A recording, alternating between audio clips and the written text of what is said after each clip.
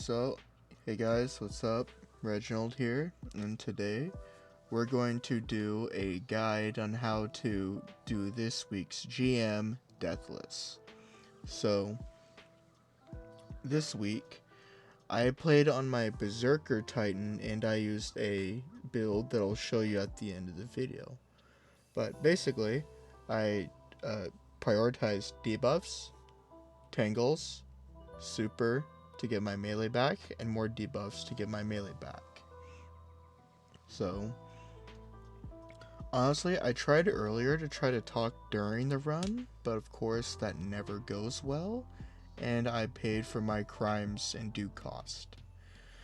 So, this week's GM is Europa Heist Battlegrounds. This, I believe, was the first or second ever Battlegrounds activity from Season 19. So at this part, we're starting out, we're trying to find our way in.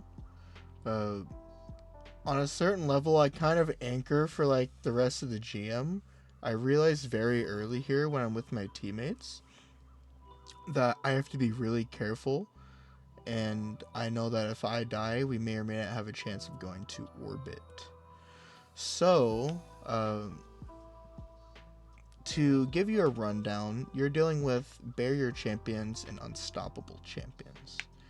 So you want probably barrier bows, and you probably want something like a fusion rifle, or you want, a linear, because it still works with fusion unstop if you have a fusion unstop equipped.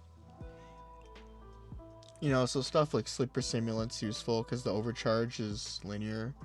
The surges is Strand and Arc this week. Long range. So while people are kind of sick of seeing runs of people using bows are kind of the only weapon you want to use here as a primary. And note that I'm going to be doing a lot of this off the cuff because I don't want to do this again. So I realized very early on when my teammates died that I was going to be the anchor for the rest of the strike. So what I do here is, because the threat detection level here is going to go off and kill me soon, I realize I have to go back to safety and I have to find a way around, but that doesn't work. So I have to take the safe route and I have to go left. You want to go back here if you know you can kill the enemies within 10 seconds. If you don't know if you can kill them within 10 seconds or not, you should probably not even risk it. Because if you notice, I had about 6 seconds left before I was screwed. So I had to go into the room here, and then I had to kill the knight. And then after that, I kind of just move on, get my teammates, and that's it. So we continue on. I forget what I do here in this next room, but I kind of do something similar with the bow, where I stay back and fire out my Flechette Storm melee whenever I can. But I'll just let you watch. So here's our first barrier champion.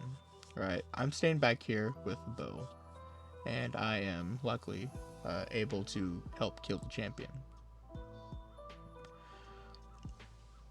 So here's the thing with GMs. Primaries, specials, and heavies are all useful in GMs. But most of the time you want a stunning weapon, or you want a heavy weapon. The reason why you want a stunning weapon is because if you have a stunning weapon, you'll always have a weapon to be able to damage champions with and keep them stunned. Different champions have different champion-like effects. You probably get it if you're doing GMs. So, what I'm doing here is I'm prioritizing my primary here, because it's my only long-range weapon that I can reliably use, and so the champion dies. So, I'm just staying back, killing more champs. Well, not champs, because more hasn't spawned yet, but after that, I just, go in my super and just start killing some trash around us, just getting some, gunk out. And if you notice, and during the strike, I never really try to be dangerous in any way. Only for like half second to like 2 second intervals do I do anything dangerous. So I go back to my strat, which is to stay in the back and use the bow. So I'm staying up here, and using the Wish Ender, I'm able to see through walls, and you know, I can sometimes see shanks. So my job here is to make sure my teammates don't get dubbed by our foes.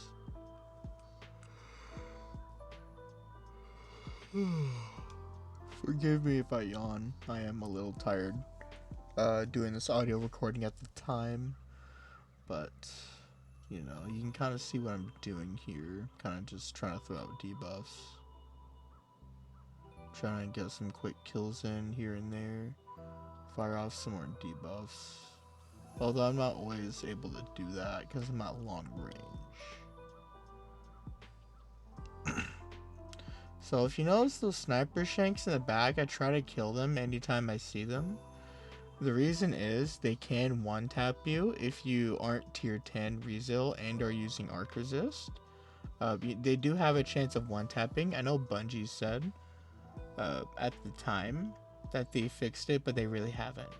So when I'm doing this, I'm actually trying to like record this mid-strike. And so I actually turned a sound setting on so my mic didn't turn off. So that didn't work because halfway through, like, in about 7 or 8 minutes or so, my mic turns off again. I was like, well, I don't want to record this. So what I do is I kind of just finish the strike with like no sound. So instead I decided to do the voiceover.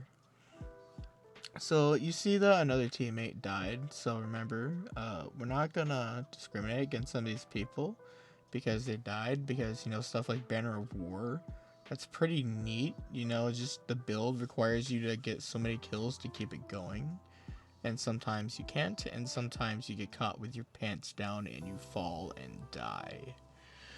So after I killed the champion, you know, there's just some gunk left. I was kind of just staying in the back trying to clean up some gunk, and we continue on as I'm picking up some orbs to get my melee back so I can spam my Flechette Storm even more. So I turned this back off so I don't have to worry about my mic turning off, but it already turned off halfway through, and I was, again, not gonna record this again. So I actually do get Deathless here, hence the name of the title. So anyway, continuing on in this next room, there's a lot of champions, like a lot of champions. Like, you have this small spot here you have to go and just kill some trash at. And do you know that there's a couple orange bars? One of them's a wizard, the other's like, yeah, like a Revenant Knight, and like they can clap your cheeks if you're not careful. So after we kill all the rabble here, we begin to go to the first room with an actual lot of champions that we have to deal with. There's like 3 or 4 barrier champs. I know there's at least 3 because you have the 2, then the 1 on the side, and then you have the unstop in the back. So I'm doing my thing where I just throw out all my Flechette Storm melees so I can start to debuff people and help my teammates kill them quicker. Because if you kill an enemy with Unravel, it explodes and affects someone else with Unravel. If you don't know what Unravel does, it's where if you throw it at the enemy and you continually hit the enemy, you continually refresh Unravel. And Unravel specifically is free damage. I don't know if it scales based off the weapon you're using to apply it or the ability, but what I do know is it's basically free damage.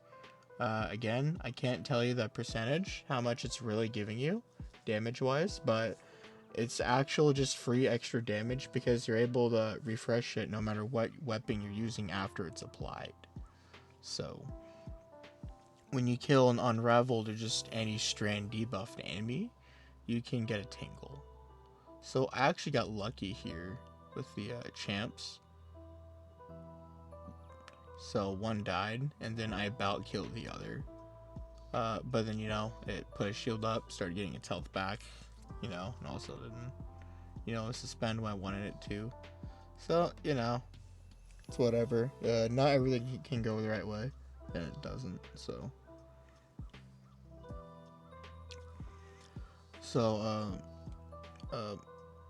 to explain a little bit about why I'm using what I'm using. Basically, the bow is a long-range weapon. It's my only long-range weapon I'm gonna have in the strike, and I know I'm mostly gonna be using it. The loaded question is mostly for unstoppable champions and enemies in the same room as me, within like 10 feet of me, and they need to die within 30 seconds. Machine gun is kind of my safe damage dealer.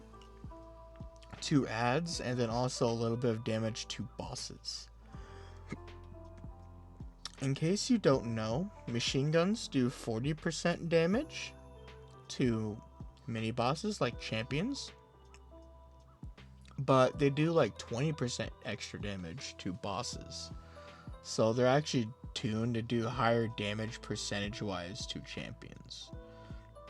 So the reason why you'd use a machine gun on a boss is for the total damage, but most of the time you're using a machine gun in a GM where DPS matters less. Now DPS is pretty important, don't get me wrong, but it's way more important in stuff like raids where you have DPS checks and all that cool stuff. Whereas say in GMs, DPS is not as important.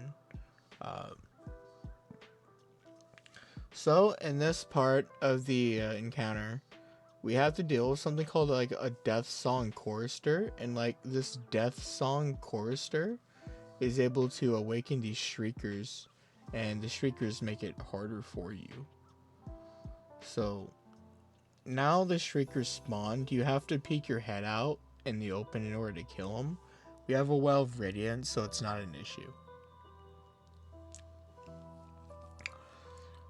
So at this point, I pop my super, and then I'm not really wanting to go down because I know I can get killed. But I do it anyway because I mostly just want this barrier champ to die. I got lucky. I could have died here. You probably shouldn't do that, but because I have grapple and tingles, I'm able to get my way back. And also I have emergency reinforcement for damage resist. So now we're going back to the thing I did before, where I just peek back with a bow, do the long range thing, and we clear the room. So yeah, he's going to die. Just give us like a little while. Wait for us to kill him. Like I'm using machine gun, and two of my teammates are using rockets. So that's also another reason as to why I played support, because we already had 2 rockets here. Also, sorry if I sound really tired. I'm actually really tired because it's really late at night, so I don't have nearly as much energy as when I've had a full night's rest. So I killed the 2 snipers. The barrier knight decided to be stupid, and we got lucky because we killed him here. Typically, the barrier knight makes it annoying to kill the unstop because usually you have to go around and kill the knight, and then the unstop comes up and you have to stun the unstop, and you have to start playing games with it, and then you have to kill the barrier knight, then kill the unstop. But anyway, we got really lucky here with the barrier knight because it saved us about like a minute or 2. So keep this in mind. This is not an optimal run. This is a safe run. If you want an optimized run, this is not it. I'm literally just playing anchor in this GM. The whole goal here is to do the GM. So I am mostly worried about just playing support. So at this next part here, there's going to be 2 barrier champions. You don't always have the ability to kill them. If you do this solo, you never really kill the second one. It's always going to go in the back. But what we're able to do here is we're able to kill this first champion and then have enough time to take out the trash, and then after that, kill the second champion that ran away. So my compatriot here, who's a Banner of War Titan, is able to just clear this spot, you know. And then, you know, I throw some debuffs at the Barrier Knight. We're able to drop it after we stun its shield. Next, there's a servitor in front of me, and there's like 2 or 3 Barrier Knights in the back there. This encounter is probably the only encounter with the most amount of champions in the strike, but it's not the most. Dangerous enemies in the strike. No, I'm not going to edit out the yawn. I'm tired. So, we're halfway done with the strike here, but at this point, I'm mostly worried about the servitor. I'm going to kill the servitor because I don't want it to snipe us, but then someone rockets it while its health is low, and then, you know, that works. So, at this point, we're kind of just trying to be careful with the wizard, and then we drop this other champion. Everything's neat. Okay, so I think one of them or both of them die here. But basically at this point, I'm kind of just trying to... Okay, he dies there. I remember now.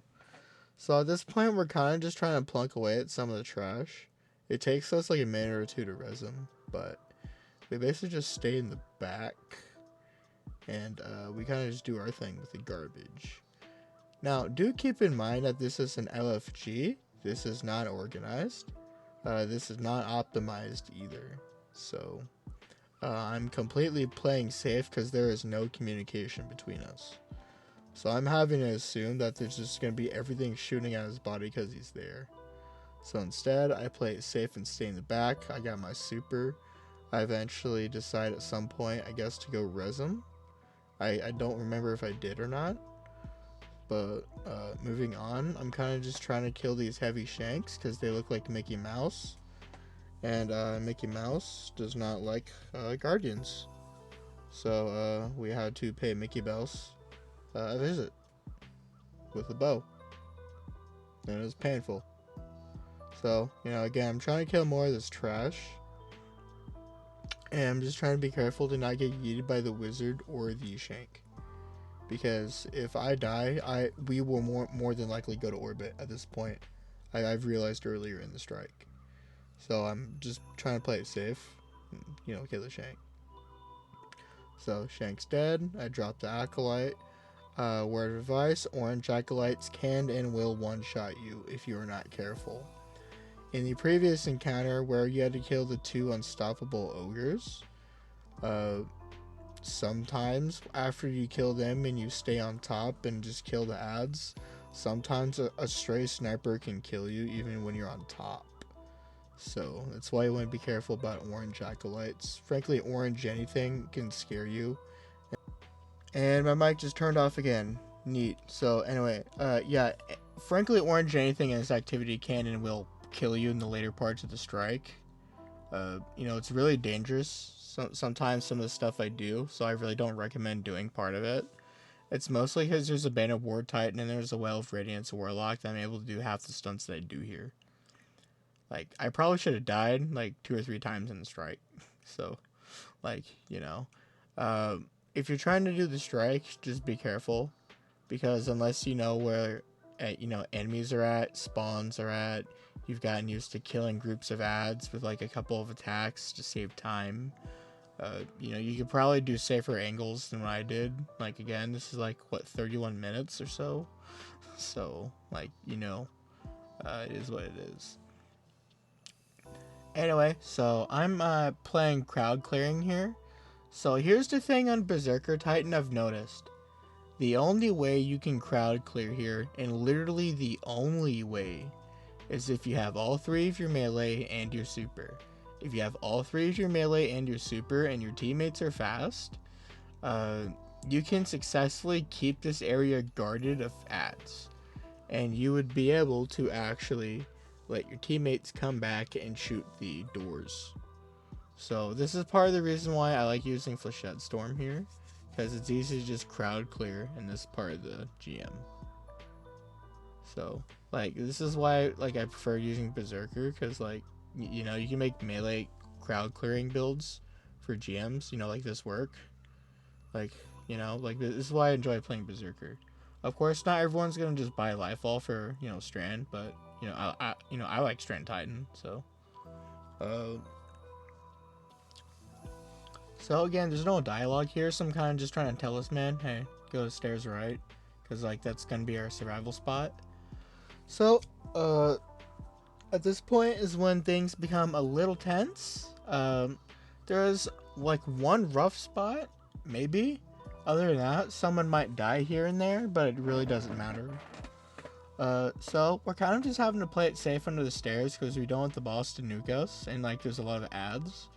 And to be honest, this is another reason why I'm using Synthoceps, because if you got snipers and or ads on top of you, you can use the Synthoceps buff to actually just probably one shot like most of the stuff in here with like Flechette Storm. Now, when I say one shot, I mean like stuff like, you know, Shanks, Thrall, maybe an Acolyte if Synthoceps is procced. Like, you know. You want to be careful because, well, Synthoceps isn't always active in this GM. In the boss room, Synthoceps are really useful if you have some type of healing build using melee. So, like, just be careful here. So from time to time, you'll notice me trying to peek out and try to find snipers. And sometimes when I have a free Flechette Storm, I go and just try to use it on the boss, or I go and just try to use it to like look around the area, you know, using 3D. Honestly, I could have emoted, but like, you know, you can use Flechette Storm for 3D cameras for whatever reason. I just, you know, you sometimes don't even know why you do something, and then you just do it anyway. So, again, like, we're just kind of just playing it safe, trying to get the boss to half, just trying to keep wizards down, because in here, you need to keep the wizards down. Wizards are probably the most annoying part. It's probably the wizards, and then the orange bar are arc charge enemies, where the guys who drop the arc balls in order to get to second half of this encounter can come into the room. Same with acolytes, cursed thrall, wizards. You keep an eye out for mostly all of those, and then you'll be fine. So we got this guy to first half. A barrier champion spawned to the C-Rec right in front of me. So at this point, I've kind of just gotten used to using my super on the barrier champion, so I can just forget about it and just worry about killing other stuff. So, okay, I've gotten back. My super just ended. Okay, I got the option to use Flechette Storm out on the side. I don't know if I go and do it. But now I'm kind of just hanging back here. I think this is the point where the other teammate dies. Yeah. Because I remember there being like a rough spot here. This might be it. Where like that one dies and like the other one was out on the other side. No, not yet. Okay. Cool. We're not there yet. So this guy drops another well. We kind of just do our thing, right? We're just trying to keep trash down. You know, drop some arc energy. I kill the snipers here. So, okay, yeah, the snipers are dead now, so they're no longer an issue. By the way, those snipers can one-tap you as well. If something else like hit you once or twice, the snipers can one-tap. And then there can also be snipers that spawn on the other side, across from where I'm at. On the right, and you know, it's a pretty bare spot. Okay, here's the rough spot where I bout through the strike, and there's just me left. So there's like 2 or 3 wizards alive, and I see that orange bar. To be honest, I'm kind of fucked. I should have died here, but luckily I didn't. So I stayed back. I finished the wizard. I stayed back. I went to go kill the acolyte that's in there. No, yeah, he walked out, but I killed him anyway. So I got my teammate, and then I got my other teammate because ads were low, luckily. I didn't know that they were low at the moment I rezzed him, though. So yeah, always make sure to look out for like ads before you go and res teammates, because I could have also just thrown the strike right there. Like I could have thrown about 3 times there, but luckily I didn't. So you want to be careful when doing the GM. Frankly, any GM, because not always you'll be able to get the rundown. Sometimes you'll go to orbit, sometimes you won't. It just depends on the team, how good you are. Your loadout. Can you do it solo? Probably not. You'll probably have a harder time if not. So, okay, we're just chilling in the back. Kill the next wizard.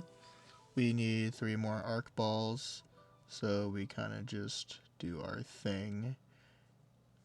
One of them got an arc ball to spawn.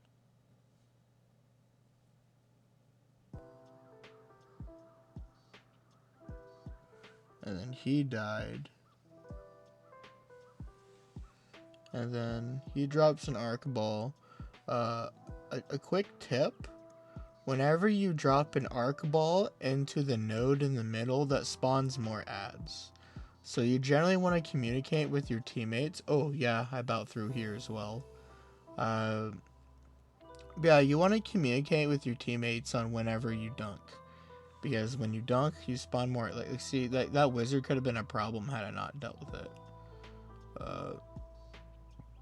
I don't know if it was the reason. No, it does look like my teammate died to the wizard, but the wizard can mess your stuff up because you got like wizards on the left and wizards on the right, and you could sometimes have like a maximum of like give or take 4 or 5, maybe 6, and killing all those kind of makes the run longer and more painful. So just you want to kill them when they spawn. While you can't always do that, it's preferable if you do that. So at this point, I'm just trying to keep trash down. That acolyte, he died.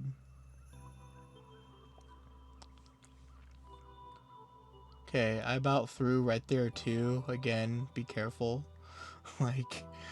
like it's way different like watching it like right after you do it, compared to when you're doing it at the time. And you realize, oh crap, right? I could have like thrown pretty bad here. So just stay in the back. Wizard got popped in the skull. Strand. So I'm able to pick up tangles or pick up orbs of power to get my woven mail. You probably noticed that. But basically it lets me not get killed. Now I've heard values of anywhere from 50 to 60% damage resist for woven mail. Someone can run the numbers directly because I'm not really sure. I'll probably hear anywhere from like 50 to 60% damage resist for woven mail. But anyway, the point is, woven mail lets you go from being like 2 to 3 tapped to like 4 to 5 tapped by like most stuff.